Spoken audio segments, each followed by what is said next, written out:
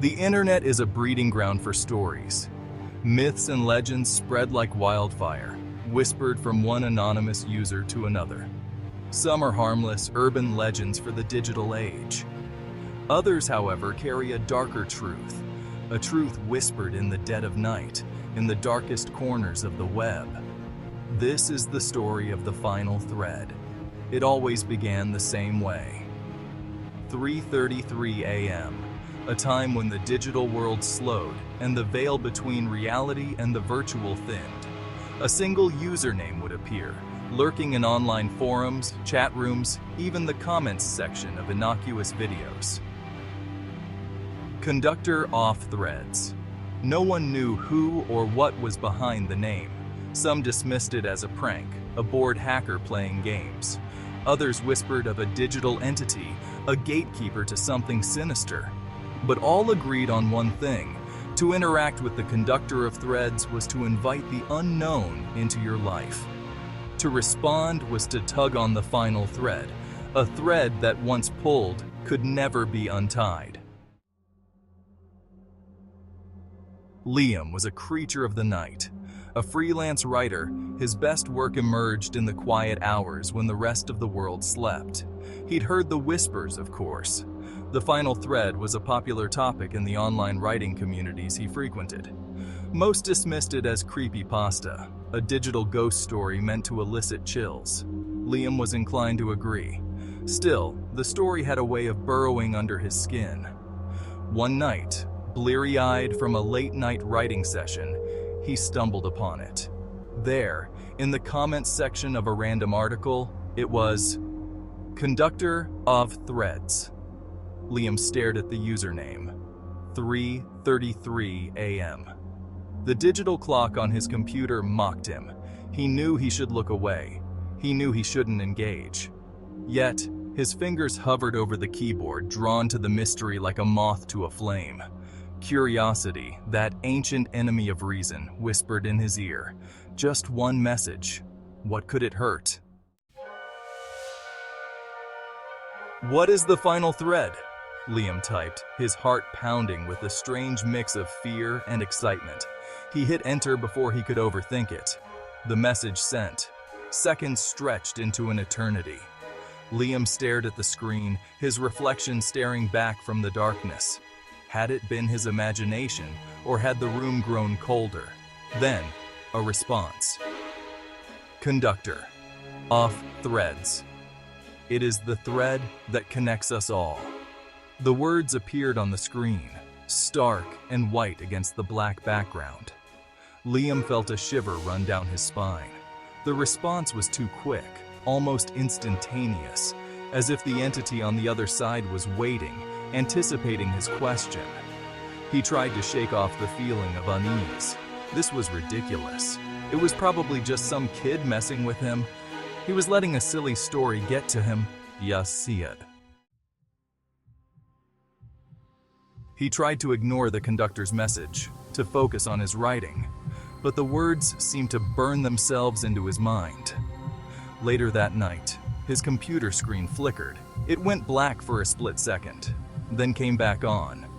Except, something was different. For a fleeting moment, he saw faces in the static.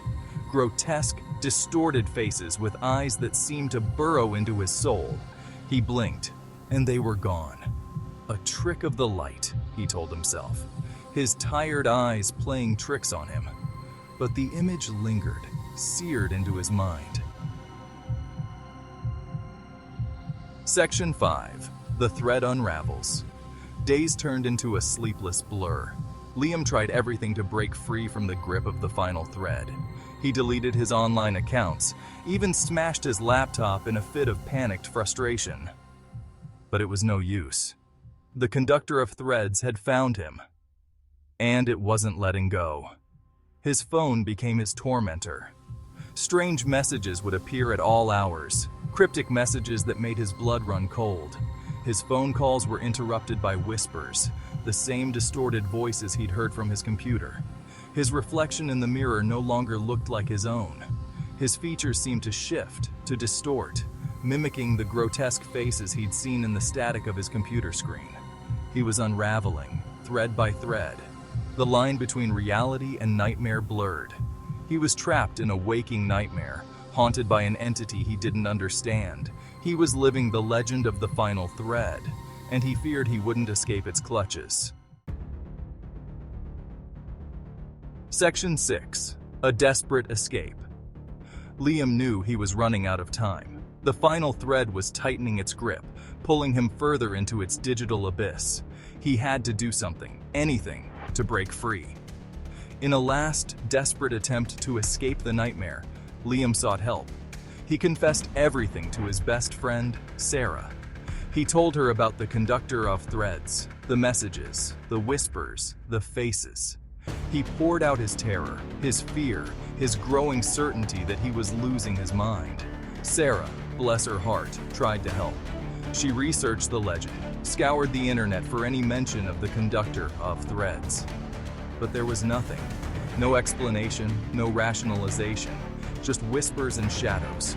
Liam knew she thought he was losing it.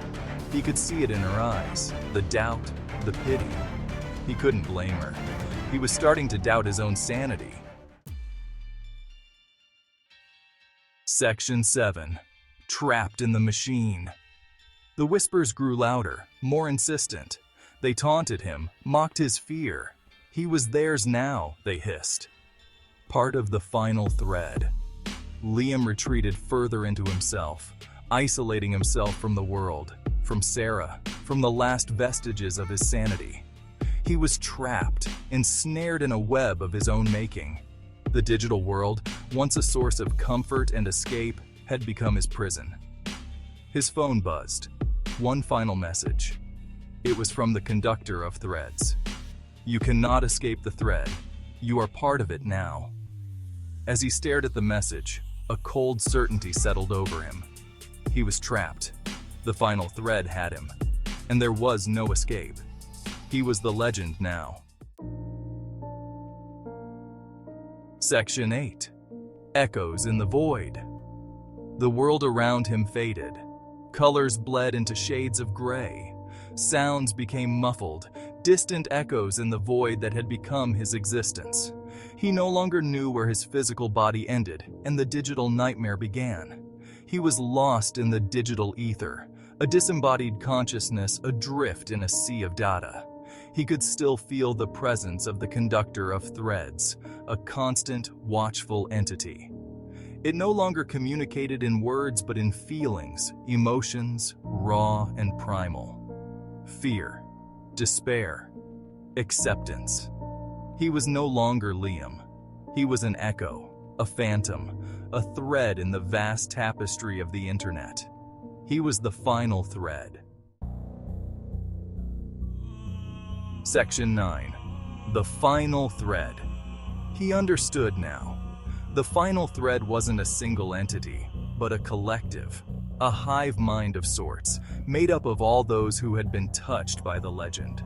Their fears, their anxieties, their loneliness, all woven together to create something monstrous, something inescapable. And he was a part of it now. He could feel their presence, their thoughts, their emotions, flowing through him. A torrent of digital despair. He was both individual and collective, a single consciousness lost in a sea of others. He could see the threads, millions upon millions of them, connecting every device, every person, every thought, every emotion. He saw the world through a million eyes, felt the world through a million hearts, and he knew. He had to warn them. Section 10. A warning unheeded. He tried to scream, to shout, to warn them of the final thread, but his voice was lost in the digital din. He was a ghost, a whisper, an echo in the void. No one could hear him. No one could see him. He was invisible, intangible, a prisoner in his own mind. He watched, helpless, as others stumbled upon the legend of the final thread. He saw the curiosity in their eyes, the fear, the doubt. He knew their fate. He knew they would be consumed, just as he had been. and he knew there was nothing he could do to stop it. The final thread was patient. It was relentless, and it always claimed its victims in the end. Beware the final thread, for it is always watching, always waiting.